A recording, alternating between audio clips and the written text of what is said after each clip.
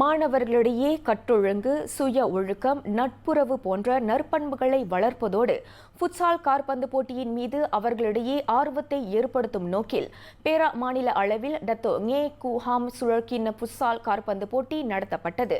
இப்போட்டியில் பெண்கள் பிரிவில் பெருவாஸ் தமிழ் பள்ளி முதல் நிலையில் வெற்றி பெற்ற வேளையில் ஆண்களுக்கான பிரிவில் ஹூத்தான் மெலிந்தாங்கில் உள்ள பாரதி தமிழ் பள்ளி வெற்றி பெற்றது.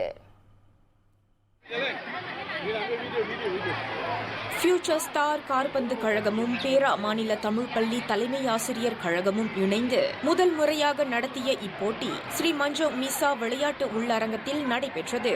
இதில் 312 மாணவர்கள் கலந்து கொண்ட நிலையில் ஆண்கள் பிரிவில் 24 குழுக்களும் பெண்கள் பிரிவில் 14 குழுக்களும் பங்கு பெற்று தங்கள் திறமையை வெளிப்படுத்தின.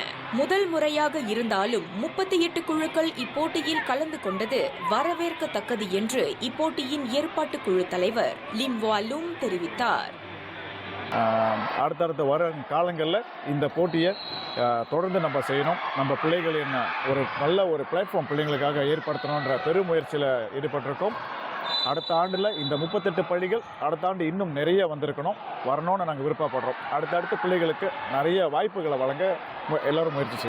பெருவாஸ் நாடாளுமன்ற உறுப்பினர் டத்தோ ngே குஹாம் பெயரில் நடைபெற்ற இப்போட்டியை அவரே அதிகாரப்பூர்வமாக தொடக்கி வைத்ததோடு அதற்காக 18,000 ரிங்கிட் நிதியை வழங்குவதாகவும் உறுதியளித்தார். இன்றைய போட்டியில் வெற்றி பெறும் 4 ஆண்கள் குழுக்களும் 2 பெண்கள் குழுக்களும் அடுத்த வாரம் வெள்ளிக்கிழமை கடா மாநிலத்தில் நடைபெறும் தேசிய அளவிலான ஃபுட்சால் காற்பந்து போட்டியில் கலந்து கொள்வர்.